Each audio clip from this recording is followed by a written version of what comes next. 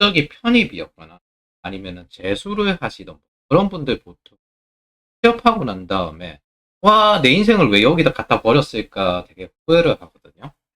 이거에 대해서 제가 명확히 알려드릴게요. IT에서 재수나 편입하는 건 인생 낭비입니다. 저희 멘토 그룹 중에도 있는데 연구소장 같은 경우에는 고졸로 시작해서 학원제 그리고 이제 고대 박사까지 가가지고 지금 IBM 시큐리티에 근무 중에 있고요.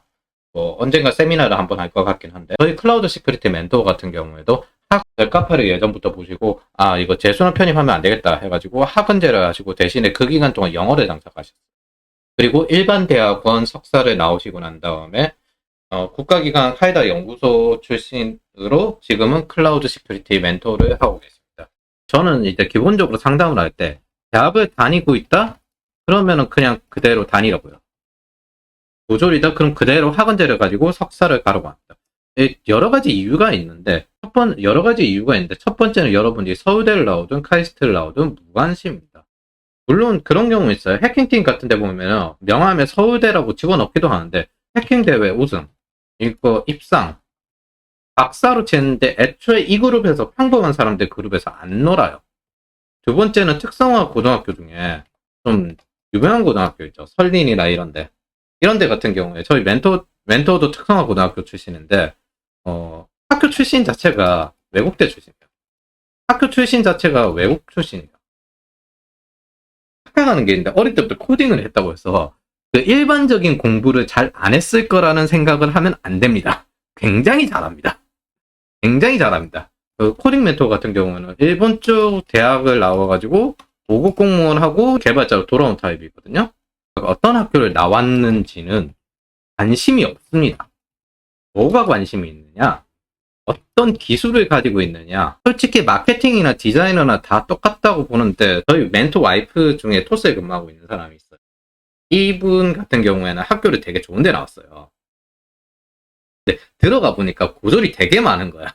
그래서 자기 대학 등록금이 아깝다고 그 이야기를 하곤 하는데 저는 기본적으로 프로덕트 영역에서는 크게 학교가 어디냐 이거는 큰 영향이 없다고 생각을 합니다.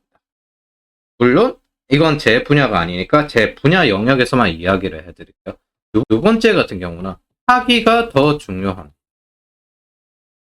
생산 가치 자체가 문제가 되는 거예요. 뭐냐면 석사나 박사로만 들어갈 수 있는 프로젝트나 아니면 연구 영역에 할 수 있는 일 이런 것들이 있어요.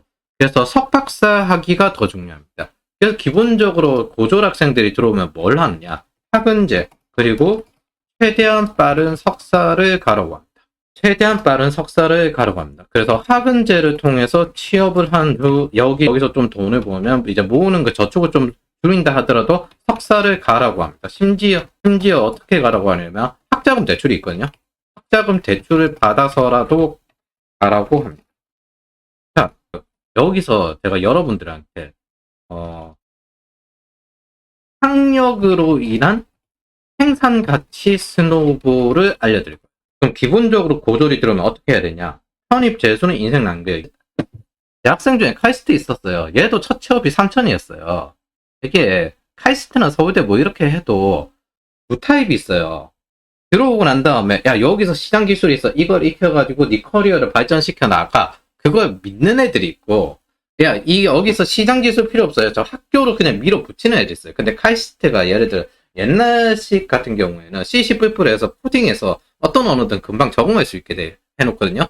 기본기는 뛰어나. 그러니까 취업은 해. 근데 3천이야. 그런 경우가 있었다니까요. 제가 6개월 국비 지원 시켜가지고 저는 직업 상관없습니다. 그래? 그럼 첫 회사 좀 안정적으로 오래 다닐 수 있는 데가 좋지. 그때 제가 6개월 국비 지원 시켜가지고 취업시킨 부사관이 3,200이었는데 그렇다니까요. 여러분들이 학교가 어디 출신인지는 관심이 없어요.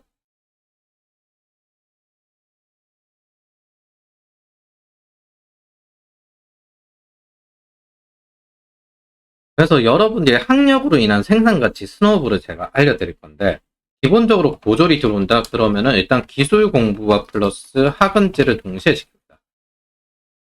그래서 첫 취업을 할 때 지금 기준으로는 리액트 개발자로 취업을 시켜요. 옛날 같은 경우에는 이제 인프라 영역으로 취업을 시켰거든요. 인프라로 취업시키고 직장 다니면서 공부를 해라. 이렇게 취업을 시키는 목표인데 이 취업은 1년 다니고 난 다음에 학사 나오면 보안으로 선직해라. 보통 전문학사 나올 정도의 취업을 시킵니다. 왜? 학원제가 그 이전에 좀 바쁜데 전문학사 이후부터는 자격증 취득이나 이런 영역으로 좀 많이 넘어가기 때문에 그때부터 시간이 좀 남아요. 그래서 전문학사 나올 정도의 취업을 시키고 그리고 난 다음에 이제 학사 과정은 회사를 다니면서 진행을 하는 거예요.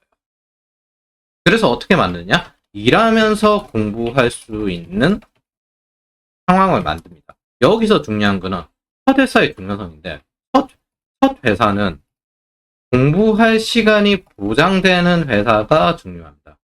굉장히 공부할 시간이 없는 바쁜 경우, 예를 들어 토스 같은 경우에는 첫 회사로 가지는 않잖아요. 경력좀 쌓고 난 다음에 이제 넘어가는 거지. 그렇기 때문에 공부할 시간이 어느 정도 보장되는 회사로 취업을 합니다. 사실 이거는 거의 IT 커리어에서 제일 중요하긴 해요. 그리고 난 다음에 이제 학사가 나오면 거기서부터 선택이 나옵니다. 석사를 야간대학원 석사를 가냐. 이게 보통 공무원들이 승진하려면 박사까지 가야 되기 때문에 석박사를 많이 합니다. 국정원 같은 경우에서도 보통 그 이전에 경력이 인정을 못 받잖아요. 그래서 국정원 출신 분들 같은 경우도 박사 따고 나오고 난 다음에 그 다음에 이제 정부 과제나 이런 것들 하는 경우가 되게 많아요. 두 번째가 일반 대학원 석사가 있는데 이거는 흔히 전일제 석사라고 합니다. 쉽게 말하면 이거는 연구원이 되는 게 목적이고 쉽게 말하면 이 방향은 연구원이 되는 게 메인입니다. 물론 일반 대학원 석사를 나와도 엔지니어가 될 수 있고 야간 대학원 석사를 나와도 연구원이 될 수는 있어요. 근데 주력이 어느 쪽인가 다른가 이거의 차이예요. 그래서 일반 대학원 석사를 기본적으로 연구원을 메인으로 합니다. 클라우드 시큐리티 멘토 같은 경우가 이쪽 그러나 전부 다 이렇지는 않아요. 금보원에 있는 제 아는 동생 같은 경우도 일반 대학원 석사를 나왔지만 엔지니어로 취업을 활동해가지고 그 친구가 이제 금보원에 지금 있는 상황입니다. 그러면 여기서 제가 이제 위에 보면 학력으로 인한 생산가치 스노우볼이라고 했죠. 여러분들이 뭘 하는지 상관없는데 사실 기술도 그게 중요한 게 아니라 이 문제를 해결할 수 있느냐 그 생산가치가 중요하거든요. 이 단어가 제일 중요해요. 여러분들이 모든 걸 썼을 때 이 생산가치를 어떻게 쓸 수 있느냐. 그러면 석사는 어떻게 쓰이느냐. 첫 번째는 C레벨을 달겠다. 달겠다 할 때 석사 정도를 요구되는 경우가 꽤 많습니다. 기본적으로는 어쨌든 아직까지 메인은 C레벨이 할 때 석사 요가 정석이라고 생각을 하시면 돼요. 두 번째 같은 경우에는 석사가 있어야만 할 수 있는 프로젝트가 있어요. 그래서 보안 컨설턴트 같은 경우에는 석사, 박사를 잘 땁니다. 참고로 박사 같은 경우에는 4명 정도 모여서 10억 정도 프로젝트를 이제 제시해 그렇게 구축할 수도 있거든요. 이게 보통 컨설팅 회사가 만들어진 형태가 이런 식으로 돼요. 그래서 정리를 하자면은 석박사로만 할 수 있는 프로젝트가 있어요. 즉 여기서 C레벨을 달겠다 할 때 석사 요구되는 경우에는 일자리 그리고 이것들은 일거리 정부나 공공기관 이거는 전 세계 똑같아요. 저는 개발자 된다 하더라도 석사 정도는 가라고 이야기를 합니다. 여기서 좀 더 추가를 하면은 글로벌 단위로 봤을 때 공학 석사는 야도 잘 나오는 것도 있지만 민을 잘 받아줍니다. 사실은 엄밀히 말해서 전 세계 어떤 나라든 공학 석사는 무조건 잘 받으려고 해요. 트럼프가 외국인의 이민을 막긴 했는데 공학 석사는 오히려 이민을 더 쉽게 해놨어요. 제한을. 그렇기 때문에 기본적으로 IT 분야에서는 이런 것들의 장점이 있기 때문에 기본적으로 IT 분야에서는 하기가 더 우선입니다. 그리고 심지어 이거 차별도 없어요. 공공기관 이런 데 다 갈 수 있어요. 그렇기 때문에 IT 분야에서 여러분들이 중요한 거는 고졸이라고 하면 IT 분야에서 중요한 게 여러분들이 고졸이라고 하면 그대로 배수나 편입을 하는 게 아니라 그대로 학원제를 스트레이트로 가고 난 다음에 석사를 가셔야 돼요. 그리고 여기서 알아야 될 게 학은제는 상대적으로 대학보다 비용이 작아요. 사실 어느 정도 알바하면서 자기가 스스로 내볼 만한 정도의 돈이에요. 집이 굉장히 가난하다. 그래서 다른 지역에 대학을 다니기 어렵다. 나는 고등학교 졸업하고 공장을 갔다. 등등등 이런 친구들 많이 전직시킵니다. 그리고 난 다음 그냥 석사까지 스트레이트 하면 돼요. 사람은 그냥 적응의 동물이거든요. 굴려보면 굴러가더라고요. 그래서 원래 공부 안 하던 습관 어쩌고 저쩌고 해도 그냥 거기에 이게 돈이 된다고 딱 생각이 들고 인지가 되면은 이걸 왜 하는지 명확해지면 그냥 알아서 굴러가요. 어릴 때 공부를 했든 말든 별 상관없어요. 그래서 사람은 굴리면 굴러가더라고요. 자, 그러면 이제 스노우볼이니까 박사까지 진행을 해볼게요. 여러분들이 나이가 한 40이 넘었어요. 스노우볼이니까 박사 같은 경우에는 교수가 받아줘야 합니다. 그래서 레퍼런스 체크가 있어요. 박사를 취득하시고 C레벨로 일을 하시다가 뭐 교수가 되기도 하고 교수를 잠깐 했다가 다시 사업을 하기도 하시고 뭐 등등등 노후에 쓰는 경우도 많고 아니면 좀 빨리 박사로 이득을 보려고 교수나 이런 쪽으로 가는 경우도 있고 기본적으로 박사까지는 좀 선택에 가까워요.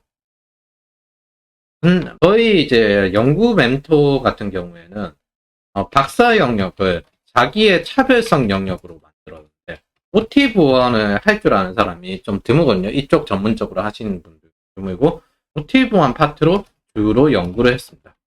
석사를 할 때 보통 이제 좀 쓸만한 논문을 쓰는 경우보다는 논문을 쓰는 거 연습한다 이렇게 하는데 논문 쓰는 것 자체가 사업 보고서 쓰는 거랑 같습니다. 그리고 이게 문서에서 체계가 있는 기본기라고 생각을 하시면 돼요. 특히 이게 잘 적응하신 분들이 장교분들이 잘 적응합니다. 왜냐하면 군에 있을 때 죽어라 문서 작업만 했기 때문에. 근데 그 체계들이 논문에 쓰는 체계들과 똑같거든요. 근데 이걸 나아가면 사업 보고서 쓰는 거랑 체계가 같아요. 그리고 사업 보고서란 건 실제로 거기서 100% 이루어지진 않겠지만은 그것처럼 어느 정도 로드맵을 잡아 나가면서 체계가 있게 흘러가야 되기 때문에. 그래서 저는 일단 기본적으로 석사는 가고 석사를 가면 논문을 써보라라고 하는 이야기를 합니다. 특히 여기 IT씬에 있을 거라면.